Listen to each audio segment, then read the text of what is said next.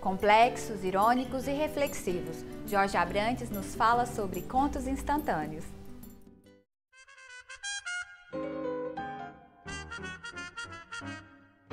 Usaram garfos e colheres como armas, entre parênteses, metais. Escalaram os muros da prisão, cordas. Foram delatados, sopros.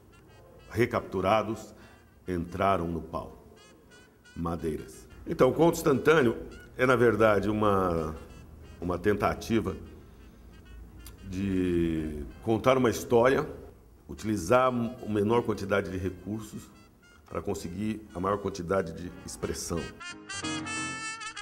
É necessário fazer ganchos laterais e fazer citações e fazer o que se chama em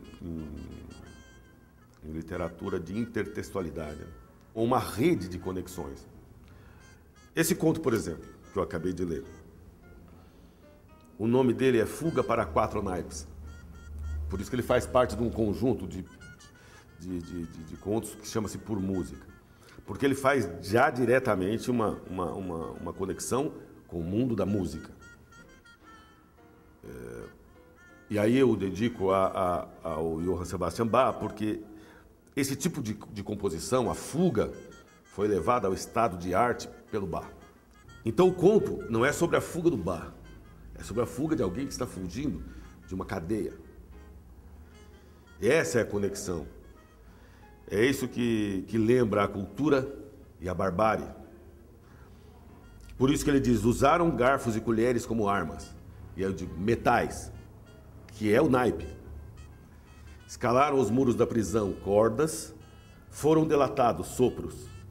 Recapturados, entraram no palco, madeiras. Esses são os naipes da orquestra. Mas esses também são os naipes prováveis, possíveis, das misérias dos outros. É essa conexão profunda do conto. No caso do Bach, aqui, nesse conto que eu acabei de citar, a dedicatória faz parte dos sentidos, não é? Porque eu estou falando sobre alguém que tomou a fuga como formato de composição musical e levou ao estado de arte, quer dizer, a esse estado acima da miséria humana, ou supostamente acima da miséria humana. O conto instantâneo religa essa alta cultura com a baixa cultura, ou com a cultura dos homens que estão presos ou que não têm liberdade. Então, nesse caso, a citação é por causa disso. Mas existem outras citações. Por exemplo, quer ver? Tem um outro conto em que a citação é muito importante. E é claro, a referência cultural também é tão importante quanto. Me parece que em muitos deles as referências culturais são muito importantes. Esse conto se chama Lampião. A dedicatória dele é para Charles Darwin e Padre Cícero. Que são coisas muito diferentes, né? Charles Darwin, Padre Cícero.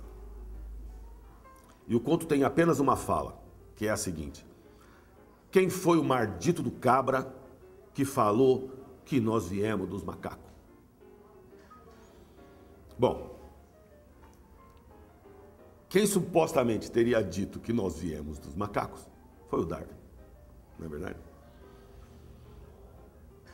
A dedicatória está lá dizendo que foi o Darwin que disse isso, ou supostamente foi. Mas o conto chama-se Lampião, que é quem fala, é o Lampião que diz, que é o responsável por essa fala. A maneira com que ele fala é que diz que é ele, né? Quem foi o maldito do cabra? Significa não só ele que fala, mas ele não está feliz, não é? Ele está irritado. E aí a pergunta é, por que ele está irritado? Por que ele se zangou tanto que alguém tenha dito que nós viemos dos macacos? Por que ele se importaria tanto? Porque na referência cultural do Lampião, macaco não é apenas um bicho. Macaco é um policial da volante, é o inimigo feroz, mortal dele. É o cara que o persegue, que quer matá-lo e ele também quer matar. Então o ódio do Lampião para com o policial da volante, que para ele é o macaco, é que faz com que ele tenha essa reação. Quem foi o cabra que disse que nós viemos daquilo que não é gente? Mas não é essa mesma reação que teria o Padre Cícero?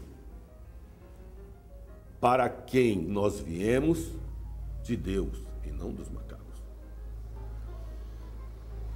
A teoria darwinista no século XIX e até hoje suscita ódios profundos por conta disso, que alinha o homem na perspectiva da natureza e não de um ser divino.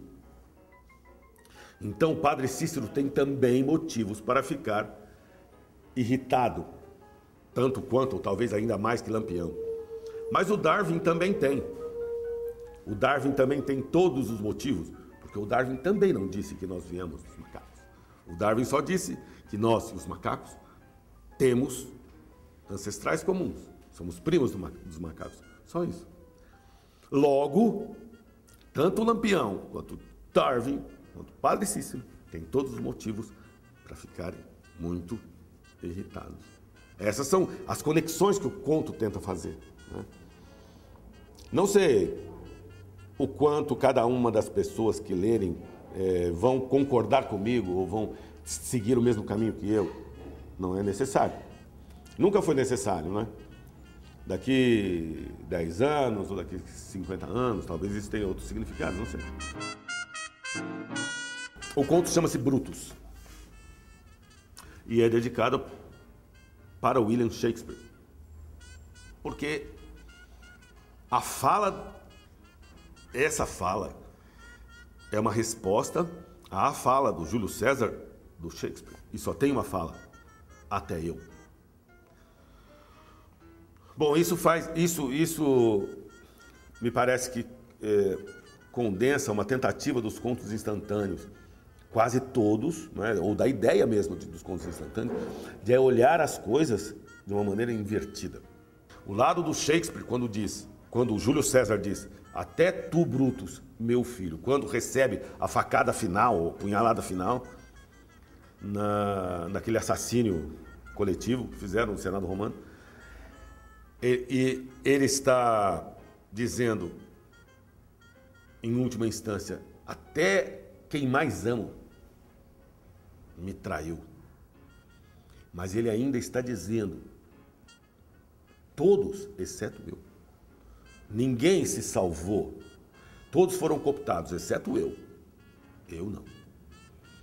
A fala do Brutus inverte isso, porque o Brutus não pode dizer como pai. Ele diz até eu. Significa, não sobrou ninguém. Então essa inversão, e é uma simples inversão de fala, eu só, em vez de olhar como o Shakespeare olha daqui, eu olho por trás do Brutus. E o conto tem 3 falas. 3 palavras. Só tem 3 falas. 3 palavras, não 3 falas.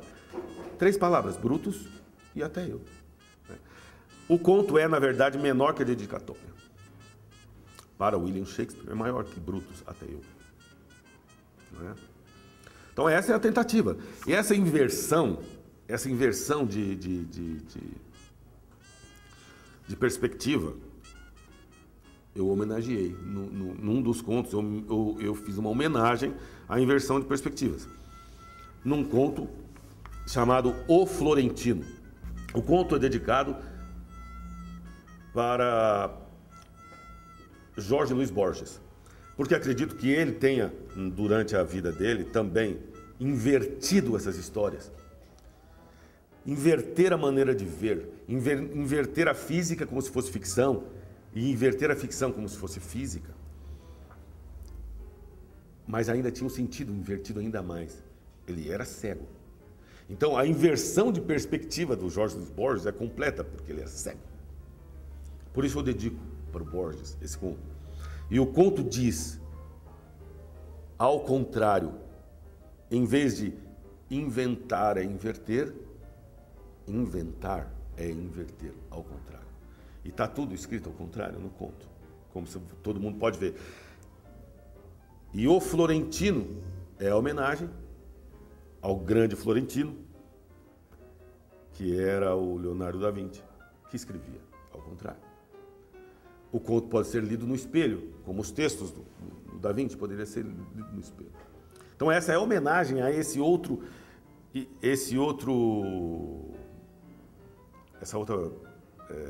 ângulo, né?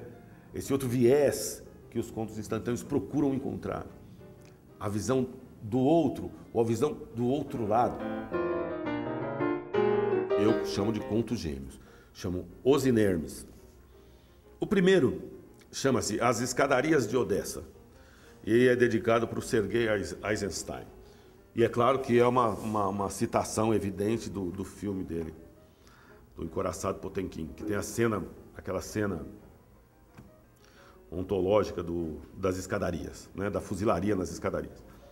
E o outro conto, dedicado ao Buonarroti, o Michelangelo, chamado Pietà, que é uma citação, uma referência à escultura dele. Estão reunidos como contos gêmeos porque ambos têm o mesmo sentido, mas mais do que isso, têm a mesma fala. No mesmo conto, As Escadarias de Odessa, a fala é assim: às vezes eu me sinto como um bebê. Porque na cena ilustre do Eisenstein, as pessoas estão descendo, correndo, os marinheiros e outras pessoas estão descendo as escadarias e os policiais dos Romanov, lá da monarquia, estão subindo as escadarias, atirando. E uma senhora está levando o carrinho de bebê. E no desespero, ela solta o carrinho e o carrinho desce as escadarias descendo, no meio da fuzilaria. Correndo o risco de vida, numa vida que ele ainda não teve, mas sem saber que está correndo a vida que ele nunca teve, porque ele não sabe. É a inconsciência dele de que corre risco de vida, que é o sentido maravilhoso da descida do carrinho. É um ser que nada sabe e corre todos os riscos, mas não sabe e não tem medo por isso, não é? Então aí eu digo, às vezes eu me sinto como um bebê. Eu estou fazendo uma referência àquele bebê, mas eu que escrevo, estou dizendo, eu às vezes me sinto assim. No caso da Pietà, a mãe segura o filho morto, não mais um bebê que corre todos os riscos. Alguém que correu todos os riscos e perdeu a vida por causa disso. E a mãe segura o filho de 33 anos, ou supostamente 33, como se fosse um bebê no colo, morto. E eu digo de novo, às vezes eu me sinto como um bebê, como esse outro bebê. São duas maneiras de se sentir na vida. Não é? Por isso que os contos são reunidos. O fato de dos dois contos terem a mesma fala, diz que você pode se sentir assim, das duas maneiras. E elas se unem porque, nos dois casos, são um bebê. É um bebê de 33 e um bebê de meses, sabe?